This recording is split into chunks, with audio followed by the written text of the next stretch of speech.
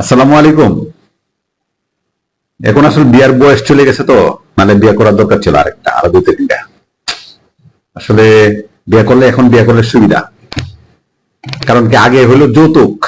আগে যদি শ্বশুর বাড়ির থেকে কোনো কিছুতে বাড়িতে দেওয়া হইতো, মনে করেন একটা চাদর, সাধারণত আমরা যখন দেখতাম বিয়ে করতো তখন তুষক, খাট, মশারি, হ্যাঁ, তারপরে এগুলা দেওয়া হইতো আর কি।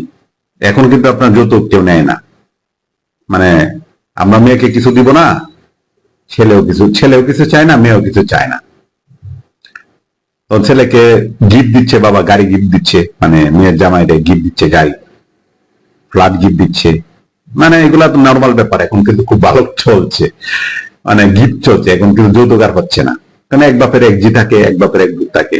আর গরজামায়ার মেন্টালিটিটা কিন্তু এখন সবচেয়ে বেড়ে গেছে। আগে তো গরজামাই শুনলে মানুষ লজ্জা পাইতো, কিন্তু এখন কিন্তু গরজামাই সবাই থাকে। মেয়ের বাসায় থাকে, অথবা মেয়ের বাসার পাশে বাসা নিয়ে থাকে। মানে একই বাবাই দেখাশোনা করে, মেয়ের বাবা মানে মেয়ের বাড়ির কাছেই থাকে, মেয়ের ঘরেই থাকে বেশিরভাগ সময় আর কি, একটু সাইডে ছুটে থাকে। গরজামায়ের মানে শিক্ষিত যারা, তারাই কিন্তু এখন গরজামায় বেশি থাকতেছে, স্মার্ট। কারণ গাড়ি নিচ্ছে, ফ্ল্যাট নিচ্ছে, বাড়ি নিচ্ছে। নতুন আইটেম যেটা যুগ হলো, যেটা আজকে যেটা করলাম, যেটা চিটাগাঙে যেটা ছিল আগে, এখন কুরবানি গরু বাবা গিফট পাঠাচ্ছে, কত মন সিলেক্ট করে দিচ্ছে মা। একজনে, আমার পরিচিত দুইজন, হ্যাঁ তিনজনে গরু একর দে, মেয়েকে কুরবানি গরু পাঠাবে। কি বলবেন? কুরবানি গরু কিনতে হচ্ছে না, মানে এমন জায়গায় বিয়ে করছে কুরবানি গরু কিনা লাগবে না। কুরবানি কিনে কুরবানি ঈদের আগের দিন গরুর টাকে পাঠাই দিবে, অথবা সিলেক্ট করবে এখানে, টাকা পাঠাই দিবে, কোরবানি টাকা হয়ে যাবে। মানে গিফট দিচ্ছে শ্বশুরে। বলেছে না, আমরা তো এই ক্যাটাগরিতে যাইতে পারিনি, তাহলে কি সুবিধা? আসলে লজ্জা সরম, হ্যাঁ, লজ্জা সরম জিনিসটা যখন উঠে যায়, আপনার কাপড় পরলি কি, ল্যাংটা থাকলে কি, আপনি ল্যাংটা অবস্থায় থাকতেছেন, আমরা কাপড়ই পরতেছেন না, আপনি বলতেছেন যে আমার দিন শুরু হয় ফজরের নামাজ পড়ে।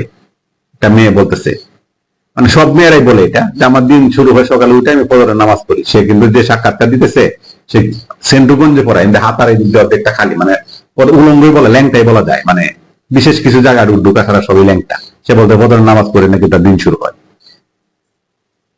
মানে আপনি কোন দিকে যাবেন? মানে মানে আগে শ্বশুর বাড়ি থেকে আপনি যৌতুক দিচ্ছে, মানুষকে গাবি দিচ্ছে, এসব কথা বলতো। এখন তো আপনার সব পাচ্ছে শ্বশুর বাড়ি থেকে। আমার পরিচিত, আমার সাথে ব্যবসায়ী পার্টনার তিনজন আছে, তার মেয়েরে কোরবানি গরু পাঠাবে। মানে সে গ্রামে অলরেডি অর্ডার দিয়ে রাখছে, গরু কোন মেয়েরে কোন গাড়ি দিবে, কোন পাঠাবে, ওই জায়গা থেকে পিক আপ দেয়া তার মেয়ের বাড়িতে পাঠায় দিবে। গিফট, কোরবানি গরু গিফট দিচ্ছে। আগে নিলে যৌতুক হইতো। আমি পরে বললাম যে গিফট আপনার, আমরা ঢাকা শহরে কত মানুষ গরিব আছে, আমাদেরকে একটু গিফট দেন। মসজিদে আছে, মসজিদের সামনে কত মানুষ গড়ে থাকে, তাদেরকে গিফট দেন। আপনি মেয়েরে দিচ্ছেন কেন? সব গিফট দিচ্ছেন শুধু মেয়েকে, নিজের মেয়েকে দিচ্ছেন কেন? হ্যাঁ, আপনার মেয়েকে গিফট দিচ্ছেন, আর আশেপাশে যারা ছাতা, অনেকে কোরবানি দিতে পারছে না, তাদেরকে তো গিফট দিচ্ছেন না, আর মেয়েকে গিফট দিচ্ছেন। আমাদের দেন। এই যে সিস্টেমটা চালু হয়েছে, যে মেয়েকে এক বাপের এক জি, একবারে মা বাবা মেয়ের না দিকে থাকতে পারে না, মেয়ের বাবা খুব ভালোবাসে। পৃথিবীতে কোন বাবা আছে তার মেয়েরে ভালোবাসে না? তার ছেলে, এমন ছেলেটাকে যে গরজামাইতে পাঠায় নিয়ে আসছেন, তার সন্তান দেখি তার বাপ মা ভালোবাসতো না? ভালোবাসে না? কি বলবো আপনাদের? মানে যুক্তি আপনার কাছে যদি মানি থাকে, মানে টাকা থাকে, তাহলে সব কবিতাই আপনার সাথে, আপনার ফেভারে কথা বলবে। সব বাক্য, যতই ঈশ্বরচন্দ্র বিদ্যাসাগর নিয়ে আসেন, শরৎচন্দ্রের নিয়ে আসেন, রবীন্দ্রনাথ ঠাকুরের বাণী নিয়ে আসেন, হ্যাঁ, হুমায়ুন আহমেদের বাণী নিয়ে আসেন, যার টাকা আছে বাণী তার কথাই বলবে। কথা বুঝছেন? আমি অবাক হয়েছি যে ওরা কিন্তু সবার পজিশন ভালো। একজন ব্রিগেডিয়ার জেনারেল, একজন ব্যাংকের ম্যানেজার ছিল, একজন যুগ্ম সচিব থেকে সে রিটায়ার করছে। তার মেয়েকে বিয়ে দিচ্ছে, সেও ইঞ্জিনিয়ার, মেয়েও ভালো অনার্স মাস্টার্স করা, হ্যাঁ, সেও একটা করে। এখন মেয়ের গিফট পাঠাবে, বাবা পাঠাইছে, বাবা তুমি এত কি এত মনের, মানে 8 মন না কত, 7 মন না 8 মনের ওজনের একটা সার পাঠাইবা, কালো কালারের, গায়ের চামড়াটা যেন কালো হয়, এবং সার গরু যেন হয়। ঠিক আছে, তোমার জামা এটা এইসব মাংস, শ্বশুরবাড়ির মানুষ, আমার শ্বশুরবাড়ির মানুষ এইসব সার গরু মাংস পছন্দ করে। আর ঠিক আছে মা, ঈদের আগে আগে আমি করে পাঠাই দিব না, ছবি পাঠাবো না। তারপর মেয়ে বলতেছে যে বাবা তোমার যদি অসুবিধা হয় তো আমরা এখানে চয়েস করবো না, পরে তুমি টাকা পাঠাই দিও। আচ্ছা ঠিক আছে ঠিক আছে, মানে গিফট, মানে হাসতে হাসতে বলতেছে একটা গরু মানে 2-2.5 লাখ 3 লাখ টাকার ব্যাপার, তার কাছে টাকা কোনো ব্যাপার না। কিন্তু এই যে নীতিটা চালু হয়েছে, শ্বশুর বাড়িতে চালু হয়েছে, এটা তো আস্তে আস্তে যারা মধ্যবিত্ত, যারা নিম্ন মধ্যবিত্ত, তাদের উপরে চাপটা আসবে। চাপটা আসবে না, কারণ পাশের বাড়িতে যখন পাঠাবে, এই বাড়িতে যখন পাঠাবে গরু, ওই মেয়ের বাড়িও তো চাইবে।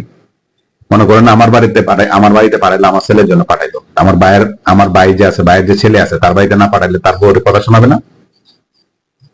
শোনাবে কিনা? তুমি তার বাবার যদি এবিলিটি না থাকে, আপনার তো গিফটে পাঠাই দিচ্ছেন, কিন্তু তার যদি এবিলিটি না থাকে, আপনি আপনার মেয়েরে খুব ভালোবাসেন, ভালোবাসে আপনার তার মেয়েরে গরজামাই করে আপনি তার বাসায় নিয়ে আসছেন, আপনি এখানে নিয়ে আসছেন, আপনার বাড়িতে নিয়ে আসছেন। তো এরপরের মেয়েটা, এরপরের আপনার যদি আরো ভাই থাকে, তার যদি মেয়েটা, সেও যদি বলে যে তার আবার আমার চাচাতো বোনের, আমার চাচাতো বোনের ফ্ল্যাট দিচ্ছেন, যে আমার গরজামাই নিয়ে আসে, আমাকে কেন দিবা না? আমাকে কেন দিবা না? তো সেই ভাইয়ের অথবা সেই বাবার যদি তার এবিলিটি না থাকে, তখন চিন্তা করে করবেন। কারণ সামাজিক অবস্থাটা কিন্তু, সমাজটা কিন্তু সবাইকে নিয়ে, আপনি একা টাকা আছে, সমাজটা কিন্তু আপনার একা চিন্তা করলে কিন্তু হবে না। কারণ এই সিস্টেমটা চালু হয়ে গেলে কিন্তু সবার কাছে এটা থাকবে। তখন কি করবেন? তখন আপনি কোথায় যাবেন? মানে আপনার তো সমস্যা নাই, আপনি দিচ্ছেন, আপনি কিন্তু সব দিক দিয়ে আছে। যে বাবা পারবে না, যার বাবার সমস্যা হবে, যে বাবার অসুবিধা হবে, যে বাবার হবে, তার কি অবস্থা হবে? তার কি টেনশনটা বাড়বে? এটা গেল আপনার ফ্যামিলির ব্যাপারটা গেল। আশেপাশে চাচাতো ভাই, বন্ধু বান্ধব, তখন এটা সিস্টেমটা কি হবে?